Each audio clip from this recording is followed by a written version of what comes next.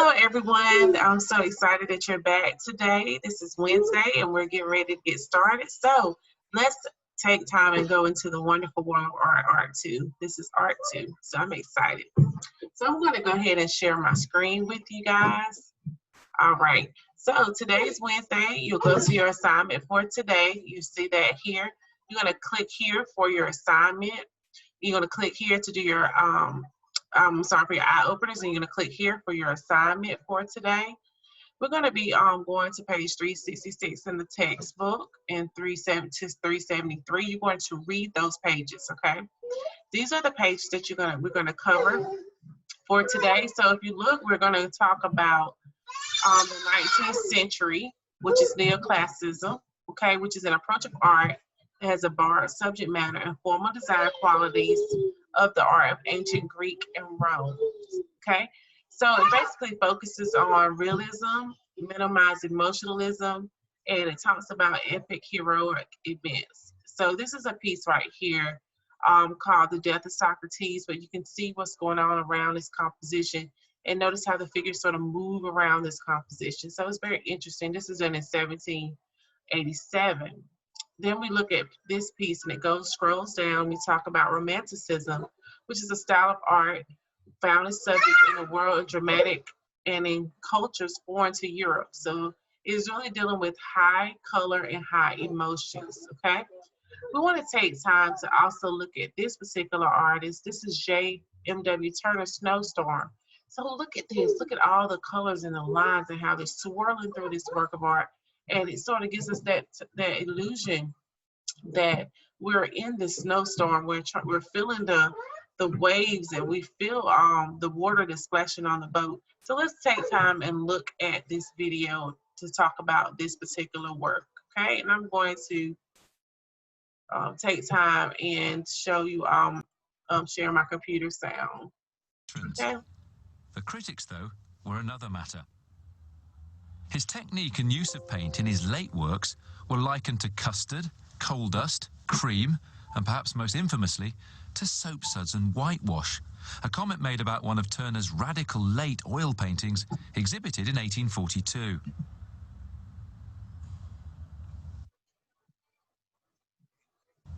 Aside from being one of Turner's more iconic and outlandish works, it also has the longest title in the history of art. It's called Snowstorm, steamboat off a harbour's mouth, making signals in shallow water and going by the lead. The author was in the storm on the night the Ariel left Harwich. Now what we get from that is that Turner himself is claiming to have been lashed to the mast on this boat in this particular snowstorm. And in fact, he claimed that to have happened, but art historians have searched high and low, and no one can find any record of a boat called the Ariel leaving Harwich, and it's led some people to assume that Turner is making this up. But there is also the added fact that he's 67 at the time, and the idea of a man of that age strapping himself to a mast, exposing himself to the elements for hours, is perhaps a tad far-fetched. Nonetheless, it shows us what Turner's real aim is in this kind of painting and in a lot of his disaster paintings, which is to give a view from outside, but also to try and convey an experience from inside.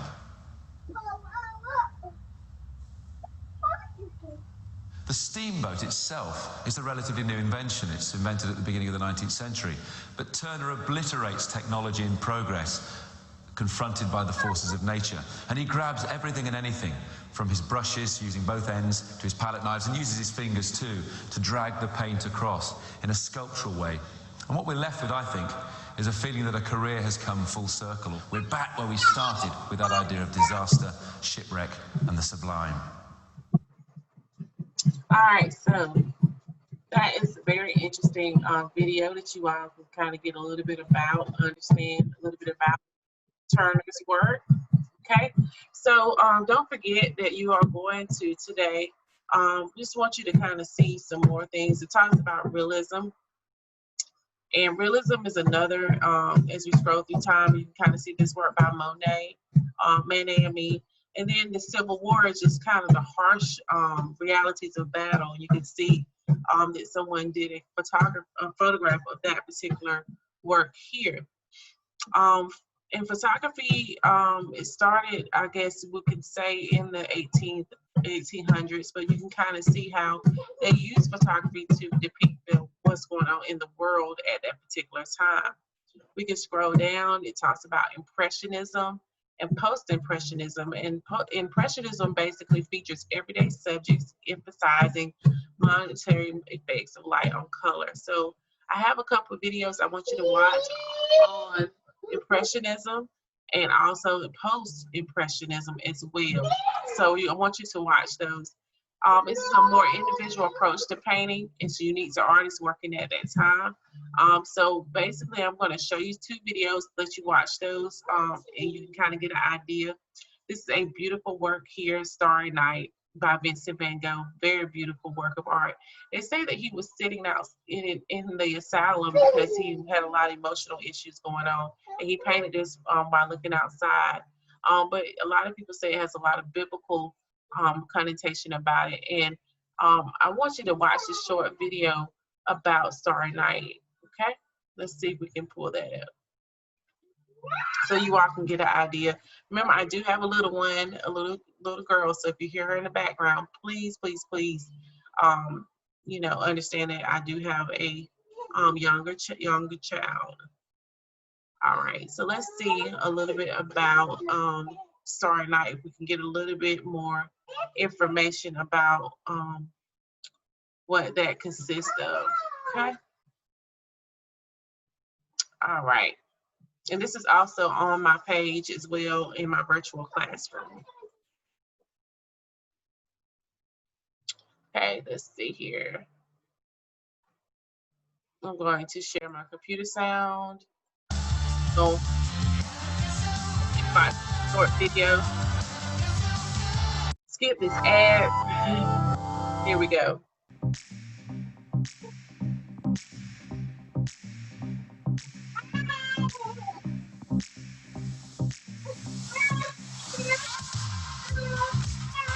We're here at the Museum of Modern Art, one of my favorite art museums. We are going to get a chance to see some of the most famous works of art. Let's get inside and get started. Follow me.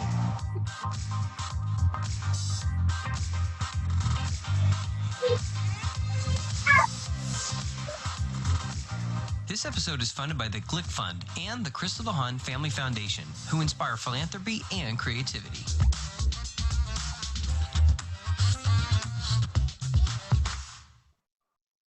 We are here with Larissa Bailiff. Thank you so much for your time, for coming out here to talk to us about, and your title here at the moment would be? I'm an educator, Nate. I love educators, so this is fantastic. So thanks so much. Talking about this, I mean, I think I know this painting, right? This is Starry Night, so yeah. So can you tell us a little bit about, you know, just what you know about it, especially how it got into the museum and the time frame, and yeah, just let me know about it. Well, it's a work from the late 19th century. It was painted in 1889 by Vincent van Gogh, and we'll talk more about him. In terms of coming into the museum, it was a gift from one of our 3 founders, and we were founded by 3 women. And she gave this to us, I believe, in 1941. I mean, where was he at when he painted this? What was going on? Sure, absolutely. He painted this when he was in Saint-Remy, France, and it's painted at the hospital where he put himself to sort of take care of himself and recuperate. And he had 2 rooms there, and he could look outside the windows, he could walk the grounds. And so it is essentially what he might have seen looking out one of those windows, but of course he's done many different things to it, combined art history, his emotions, and that's what makes it so special. Where did he get the influence of just wanting to do so much with nature? In terms of nature, that's something that he loved from the get-go, and he talks about it in his letters to Theo, sort of memories of walking around and finding different little animals and studying nature and plants and sketching them from a very early time.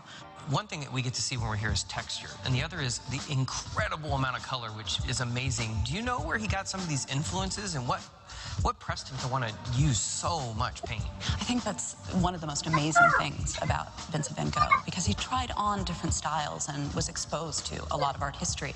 But then he really settled upon this, what we tend to call parallel brushwork, although there's nothing really parallel about it. It's moving and undulating, but very, very thickly encrusted. A lot of impasto, a lot of paint on the surface. And it seems to have been something that allowed him to really express himself, to really pour himself into the paint. And that texture. I mean, it's almost haptic and touchable. And yet in places we can see the bare canvas. So it's not completely covered. It's where he's moved to paint and express himself. In terms of the colors, I mean, they're bright and vibrant. And, you know, a lot of that comes out of just having been in Paris, living with his brother in 1886 to 1888. He was exposed to Impressionism and what the new artists were doing and using vibrant paint colors. One thing that they were very influenced by were Japanese woodblock prints with the wide swatches of color.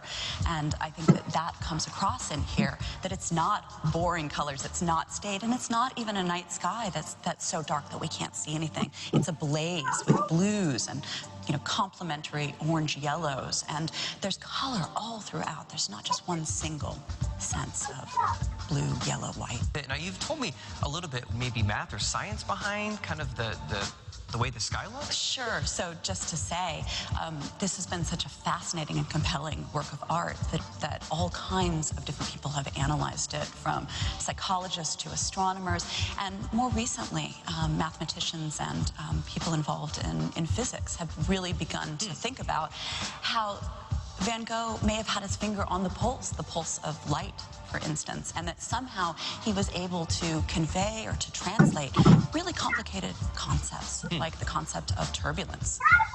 So we know he's made thousands of paintings and hundreds of sketches. So why is, I mean, this is like iconic. I would argue probably one of the most popular paintings in the world. Why was it? I mean, he wasn't popular. He couldn't sell them. So why, what changed? What happened? I mean, he only sold one painting in his lifetime, and that was to a friend's sister who appreciated his work, and people really misunderstood him. But as you said, he was extremely prolific, putting his ideas out there in letters, in sketches, in paintings. But to why this is so compelling, and in fact, he didn't consider it a masterpiece as we do today.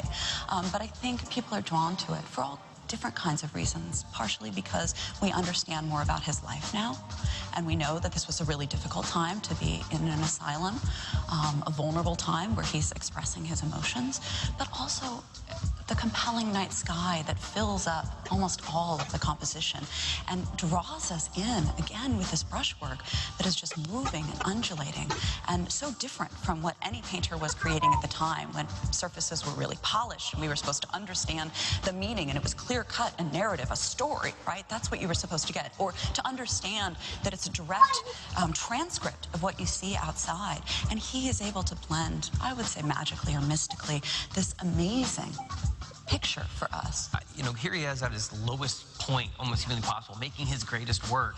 But is there any kind of religious connotation with, like, being at church? Like, maybe, I don't know if there's any symbolism there? Absolutely. So, you know, there are so many things going on in this work that we could look to and think about in relation to his own experience in his own life.